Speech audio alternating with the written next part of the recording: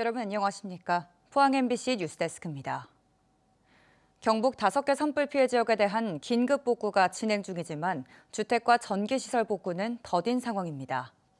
15일 기준 주택 피해는 4,723동으로 늘었지만 건립 예정인 임시조립주택 2,700여 동 중 11동만 설치됐고 입주 사례는 아직 없습니다. 전소된 주택과 농사용 전기시설도 64%만 복구돼 영농철을 맞아 주민 불편이 커지고 있습니다. 중앙재난피해합동조사단은 오늘까지 재난피해 합동조사를 실시하며 결과를 토대로 복구 계획을 수립할 예정입니다. 경주시 성건동에 거주하는 한 어르신이 산불 이재민들을 위해 폐지를 모아 마련한 돈으로 성금을 기탁해 지역사회에 깊은 울림을 전하고 있습니다. 이 어르신은 지난 11일 오후 성건동 행정복지센터를 찾아 작은 봉투를 내밀며 산불 피해 주민들에게 써달라는 말을 남겼고 봉투 안에는 현금 10만 3,830원이 들어있었습니다. 국민기초생활보장수급자인 어르신은 그간 골목과 공원, 전통시장을 돌며 폐지를 모아가며 조금씩 돈을 마련해왔던 것으로 알려졌습니다. 한수원이 월성원전 2, 3, 4호기의 수명 연장을 위해 방사선 환경 영향평가서를 작성하고 주민 여론을 수렴하고 있습니다. 그런데 방사선 환경 영향평가서에서 월성 2, 3, 4호기의 주요 방사능 측정 자료가 누락된 사실이 뒤늦게 확인됐습니다. 반면 평가서에는 수명 연장과 전혀 관련 없는 월성 1호기의 30년 전 방사능 측정치를 인용한 것으로 드러났습니다. 김형일 기자가 보도합니다. 한수원은 내년부터 순차적으로 설계 수명이 끝나는 월성원전 2, 3, 4호기의 수명을 연장하기 위한 절차를 진행하고 있습니다. 원전 수명 연장과 관련된 주요 절차로 한수원은 방사선 환경 영향 평가서를 작성했는데 이 평가서에 근본적인 문제가 있습니다. 평가서에서 월성원전 2, 3, 4호기의 원자로 냉각제와 감속제 개통 등 주요 분야의 방사능 측정 데이터가 누락된 사실이 뒤늦게 확인됐습니다. 반면 한수원은 수명 연장과는 전혀 관련 없는 월성 1호기의 1994년도 방사능 농도 측정치를 인용해 평가서를 작성한 것으로 밝혀졌습니다.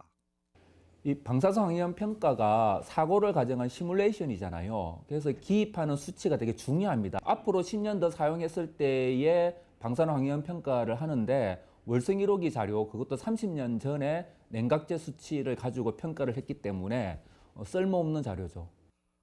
특히 이번 평가서에서 월성 2, 3, 4호기의 원자로 냉각제와 감속제 등 주요 데이터가 누락된 반면 기체와 액체 폐기물 데이터는 상세히 기재되어 있어 특정 자료들만 누락된 배경에 대해 의문이 제기되고 있습니다. 환경단체는 한수원의 방사선 환경영향평가서를 신뢰할 수 없다며 노후 원전인 월성 2, 3, 4호기의 수명 연장을 즉각 중단해야 한다고 주장하고 있습니다. 월성 원전은 기본 수명이 30년입니다. 다른 원전보다 짧아요. 이것을 이제 수명 연장해서 사용한다라는 것은 상당한 위험성이 있고, 그래서 이제 노후 원전은 중단하는 것이 지역 주민들의 안전이나 나라의 미래를 봤을 때 올바른 선택이라고 봅니다. 냉각제 등 주요 방사능 데이터가 누락된 이유에 대해 한수원 월성원자력 본부 측에 공식 인터뷰를 요청했지만 한수원 측은 명확한 답변을 내놓지 않고 있습니다. MBC 뉴스 김형일입니다. 오늘 오전 7시 50분쯤 포항시 남구 장기면에서 승객 16명이 타고 있던 마을버스가 도로 옆 도랑에 빠졌습니다. 이 사고로 80대 여성 등 승객 9명이 가벼운 부상을 입어 병원으로 옮겨졌습니다. 경찰은 버스 운전자가 맞은편에서 달려오다가 중앙선을 침범한 SUV를 피하려다 사고가 난 것으로 보고 정확한 사고 경위를 조사하고 있습니다. 지난해 10월 국정감사에서 대구의 한 시장 채소 가게가 월 평균 190억 원대 온누리 상품권을 현금으로 환전한 것으로 나타나 논란을 빚었는데요. 경찰이 조사해보니 상품권 업자와 짜고 온누리 상품권 매출을 허위로 일으켜 보조금 62억 원을 빼돌린 사실이 드러났습니다. 손은민 기자입니다. 종이 가방에 온누리 상품권이 다발로 들었습니다. 5만 원권 지폐 뭉치는 은행 포장 그대로 있습니다. 대구 한 시장 농산물 가게에서 나온 겁니다. 이 가게를 운영하던 40대 상인은 지난 2023년 1월부터 지난해 11월까지 온누리 상품권 1,300억 원어치를 거래했습니다. 온누리 상품권 거래액 전국 1위까지 했는데 실제 물품 거래는 없었습니다. 정상 가격에 환전을 하게 되면 국가 보조금이 투입되어 할인 발행된 금액만큼 그 차액을 볼 수 있다는 점을 노리고 전통시장 상인과 소비자에게 돌아가야 될 혜택을 가로챈. 업체는 상품권 판매업자와 짜고 정부가 5%에서 많게는 15% 할인 발행하는 온누리 상품권을 대량으로 사들였습니다. 그리고는 물건을 팔고 받은 것처럼 거래 내역을 조작하고 정상가로 환전해 차액을 나눠 가졌습니다. 시장 안에 창고로 쓰던 건물에 사업자를 내고 유령 회사 2곳을 더 만들어서 매출을 키웠습니다. 이렇게 챙긴 국가 보조금은 62억 원에 달합니다. 경찰은 특정 경제범죄 가중처벌법상 사기와 보조금 관리법 위반 혐의로 40대 남성을 구속하고 상품권업자 3명과 다른 상인 1명을 불구속 송치했습니다. 또 범죄 수익금 23억 원을 기소 전 추징 보전 조치했습니다. 경찰은 같은 수법으로 온누리 상품권을 부정 유통한 혐의로 9명을 더 입건해 조사하고 있습니다. MBC 뉴스 손은민입니다. 처음 마주친 사람을 잔인하게 살해한 뒤 피해자 지문을 이용해 대출까지 받은 30대 남성에게 무기징역이 선고됐습니다. 범행을 숨기기 위해 사체 유기를 시도하고 피해자인 척 문자 메시지를 가족들에게 보낸 사실도 드러났습니다. 보도에 조재한 기자입니다. 지난해 11월 12일 저녁 7시쯤 김천의 한 오피스텔에 한 남성이 들어가 현관 입구에 앉아 있었습니다. 집주인이 나가라고 하자 집 안으로 따라 들어갔고 미리 준비한 흉기로 잔혹하게 살해했습니다. 범행은 여기에 그치지 않았습니다.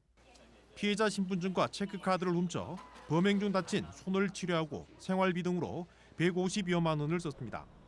또 피해자 지문으로 휴대전화 잠금 장치를 풀고 유심을 자신의 휴대전화에 옮기는 등 피해자 이름으로 6천만 원의 대출을 받기도 했습니다. 검찰이 신상을 공개한 이 남성은 31살 양정열 씨로 생활고에 미리 흉기를 준비하고 오피스텔 주변을 배회하며 범행을 계획한 것으로 드러났습니다.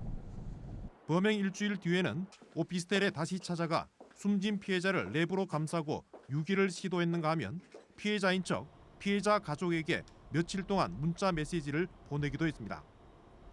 재판부는 젊은 청년이었던 피해자는 원한을 사지도 일면식도 없었는데 삶을 마감했고 유족과 지인들에게도 상상하기 어려운 피해를 끼친 인면수심의 잔혹한 범죄라며 사형 다음으로 무거운 형벌을 선고한다고 양형 이유를 밝혔습니다. 앞서 검찰은 지난달 결심 공판에서 법정 최고형인 사형을 구형했습니다. MBC 뉴스 조재환입니다. 경주시 농업기술센터는 학교 급식 및 로컬푸드에 납품되는 농산물에 대한 안전성 검사를 수시로 실시하고 있다고 밝혔습니다. 시료는 직매장에서 직접 구입하거나 재배지에서 채취해 사용하고 있으며 모두 463개 성분에 대해 농산물 안전성을 분석하고 있습니다. 올해 1월부터 3월까지는 총 92건을 검사했으며 이 중 3건이 부적합 판정을 받았습니다. 어제 오전 9시쯤 포항시 남구 대도동의 한 식당에서 불이 나 40분 만에 꺼졌습니다. 이 불로 다친 사람은 없었지만 음식점이 모두 타 소방서 추산 2,800만 원의 재산 피해가 났습니다. 소방당국은 정확한 화재 원인과 피해 규모를 조사하고 있습니다. 포항시가 연어 스마트 양식 클러스터 조성 사업의 배후 부지를 특화단지로 개발하기 위한 행정 절차에 본격 착수했습니다. 시는 최근 연어 양식 특화단지 개발 및 실시 계획 수립을 위한 용역 착수 보고회를 열고 포항시 남구 장기면 금곡리 일원 약 22만 제곱미터 부지에 특화단지 조성을 추진하기로 했습니다. 포항시는 연어 양식 특화단지를 스마트 양식 시설을 중심으로 가공, 기자재, 연구개발 기능까지 연계한 복합형 클러스터로 조성할 계획입니다. 김태선 더불어민주당 의원은 최근 울산, 경북, 경남 초대형 산불 피해 구제 및 지원 등을 위한 특별법안을 대표 발의했습니다.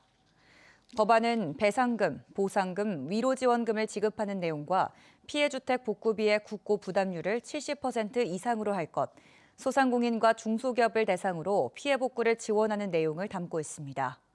국민의힘 산불 대응 특별위원회도 조만간 관련 특별법안을 발의할 예정입니다.